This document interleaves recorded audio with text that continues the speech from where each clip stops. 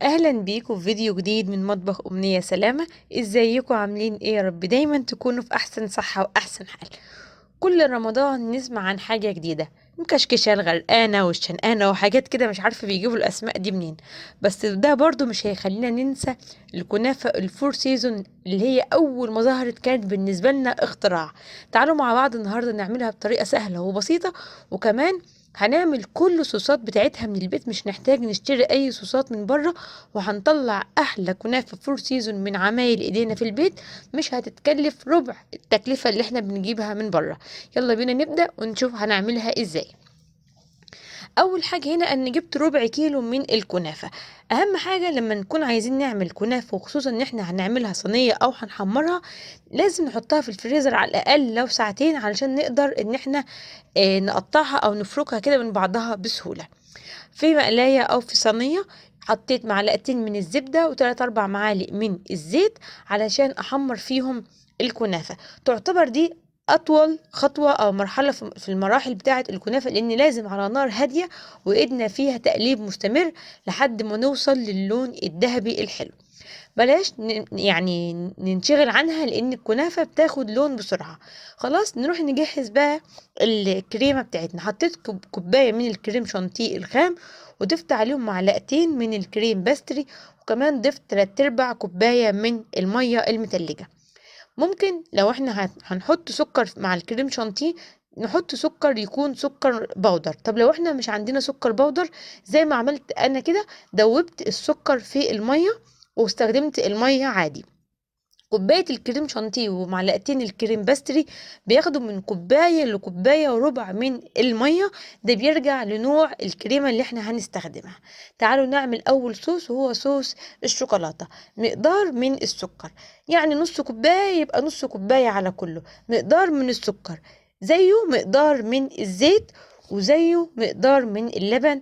ويستحسن لو اللبن كمان يكون سخن او مغلي علشان يدوب لنا السكر ويدوب لنا كمان الكاكاو. يبقى انا حطيت مقدار من السكر، مقدار من الزيت، نص المقدار من الكاكاو الخام، ومقدار من اللبن سخنته كويس وضفته على السكر والزيت والكاكاو في الكبة كده او في الخلاط. وفي ثواني بقى عندي احلى صوص شوكولاتة. ولا هنحتاج نستخدم نوتيلا ولا اي حاجة. ممكن نضيف هنا كيس من اللي هو النسكافيه، اللي الطعم البندق بيدي طعم حلو جدا لصوص الشوكولاتة لو انتي حابة. يبقى واحد سكر، واحد زيت، واحد لبن سخن، نصهم كاكاو. حتى لو عملتي من كل حاجة معلقة، اعملي كاكاو نص معلقة علشان نعمل صوص الشوكولاتة السريع اللي ممكن نستخدمه في كل الحلويات بتاعتنا. ادي كده اول صوص جاهز. نعمل ايه بعد كده؟ يلا نعمل صوص الفراولة المانجا. جبت مانجا من قطعتها ودخلتها الفريزر، او حتى مانجا من اللي احنا مخزنينها. دي مانجاية صغيرة كنت مقطعاها كده قطع صغيرة زي ما انتم شايفين، انا مش عايزاها مفرومة قوي. هنضيف عليها ايه؟ للمانجاية هضيف معلقة كبيرة من جيلي المانجا، وهضيف على معلقة الجيلي المانجا ديت يا دوب معلقتين مية ادوب فيهم الجيلي. تكون مية مغلية علشان الجيلي بتاعي يدوب. طب لو انا ما عنديش جيلي مانجا، ممكن استخدم اللي هو الجيلاتين بتاع الحلويات العادي.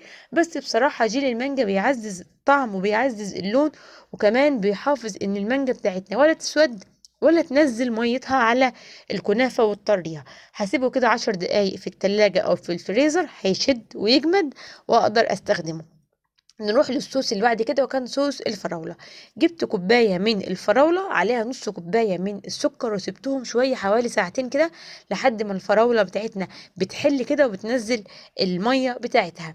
على النار هرفعهم مع اول ما تغلي.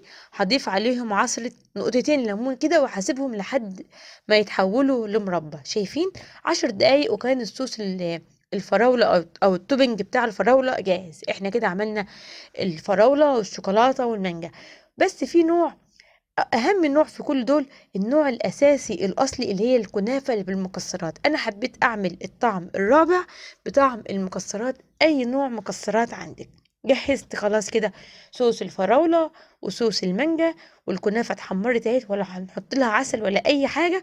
طبعا الكريمة جهزت، وجبت شوية من بسكوت الأوريو كده عشان أزين بيهم الربع بتاع الشوكولاتة.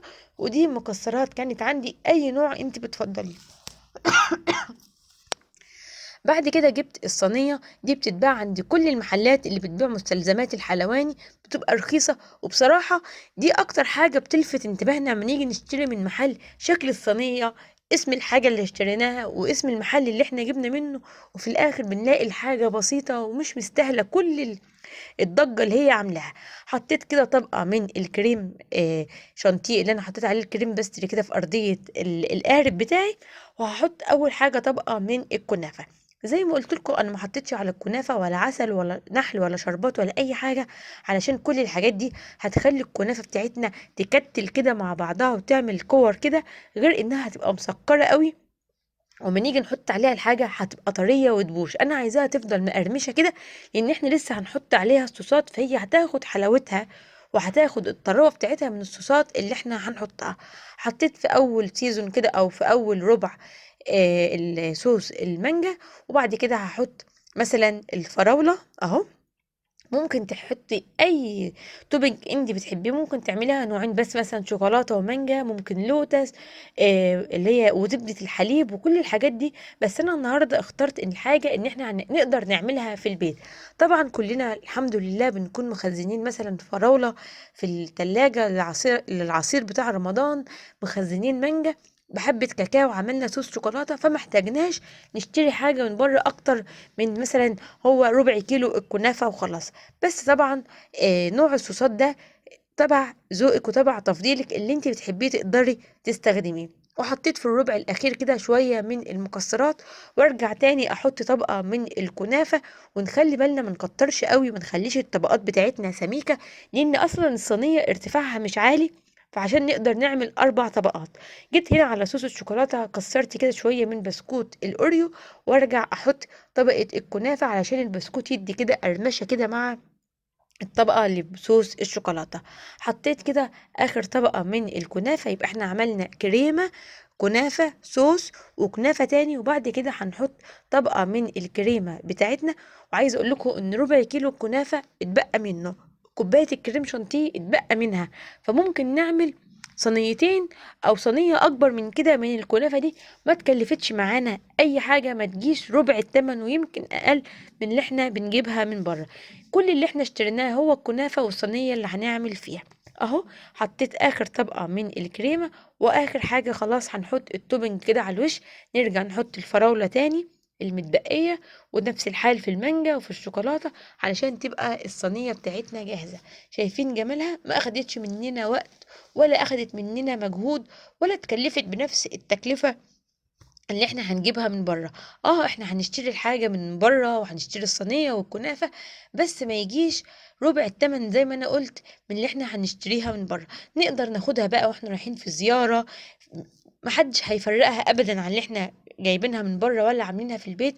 هاجي بقى هنا على الربع الشوكولاتة، هزين كده بشوية من بسكوت الاوريو، ممكن بشر شوكولاتة، ممكن اي حاجة انت بتحبيها، ممكن نسيبه كده من غير حاجة خالص. وكمان كان عندي شوكولاتاية كده حطيتها في النص علشان تبقى الصينية بتاعتنا قمر من كله. ايه رأيكم بقى؟ في منتهى الجمال. الصواني دي كمان بيكون ليها غطا علشان نقدر ناخدها معانا في اي مكان. اعمليها في البيت، مش هتتكلف اي حاجة من اللي احنا بنسمع الاسعار الغريبة 400 و500 معرفش على ايه. وبكده بيكون الفيديو بتاعي خلص. لو عجبكم الفيديو ما تنسوش الاشتراك وتفعيل زر الجرس علشان توصلكوا فيديوهاتي الجديدة. كل سنة وانتم طيبين. اسيبكم في امان الله، مع السلامة.